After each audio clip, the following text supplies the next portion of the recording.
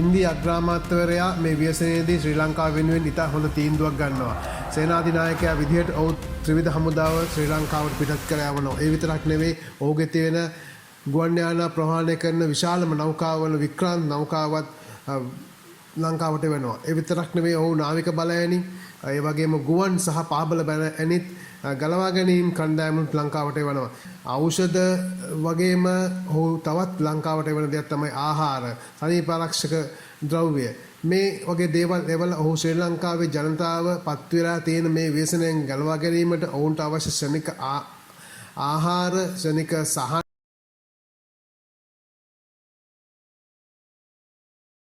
සනික උදව් උපකාර ලබා දෙන්න අවශ්‍ය කරන සියලු පියවරන් ගන්නවා. ඉතින් ඒ ගැන ඇත්තටම ශ්‍රී ලාංකිකයන් විදිහට අපි ආඩම්බර වෙන්න ඕන, අපි සතුටු වෙන්න ඕන, අපි ස්තුතිවන්ත වෙන්න ඕන. ඉන්දියානු රජය, ඉන්දියානු අග්‍රාමාත්‍යවරයා ප්‍රමුඛ ඉන්දියානු රජය ගත්තු මේ විශිෂ්ට ක්‍රියාමාර්ගය. ඉන්දියාවත් ශ්‍රී ලංකාවත් අතර තියෙන ඓතිහාසික සම්බන්ධතාවය, දිගුකාලීන මිත්‍රත්වය මේ සියල්ල යලි තහවුරු කරපු යලි තර කරපු අවස්ථාවක් තමයි මේ ව්‍යසනයේදී.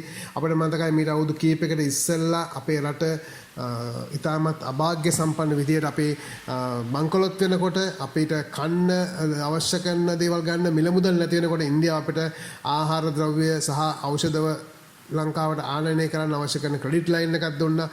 ඉන්දියාව මේ වෙනකොට ශ්‍රී ලංකාව වෙනුවෙන් මම හිතන්නේ ඉන්දියානු මිලියන ගණනක් වියදම් කරලා ඉවරයි. කෝටි ගණනක් වියදම් කරලා ඉවරයි. ඔහුගේ සේනාව ලංකාවට එවලා ඒ ශ්‍රම ශක්තිය මිල කරන්න බෑ.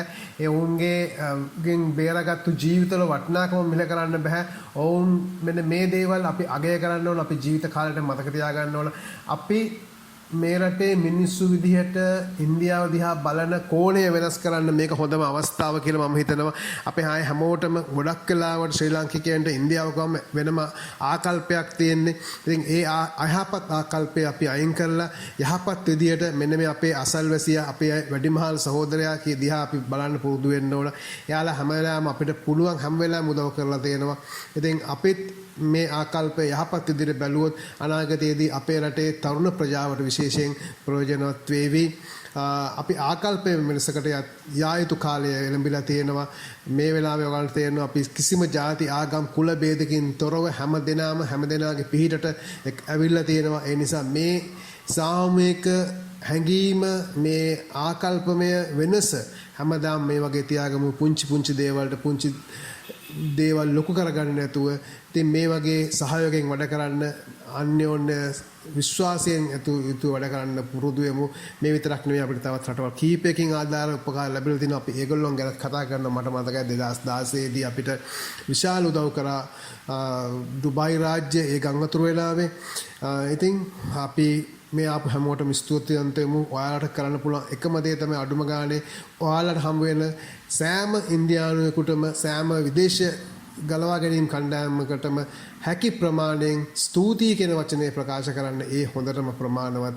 ඔවුන් දහඩිය හෙලන්නේ, කඳුළු හෙලන්නේ, ඔවුන් වෙහෙසෙන්නේ අපේ මාතෘ භූමිය ලකින්න, ඔයාලගේ ජීවිත ආරක්ෂා කරන්න, ඔයගොල්ලන්ගේ ජීවිත නැවත තිබුණු පෙර තත්ත්වයට නැති වුණත් යම්කිසි තත්ත්වයකට ගෙන එන්න. ඒ නිසා හෙලන හැම දහඩිය බිඳකටම අපි වටිනාකමක් දෙමු එයාලගේ. නැවතත් අපි ආකල්ප වෙනසක් තුලින් හමු වෙමු.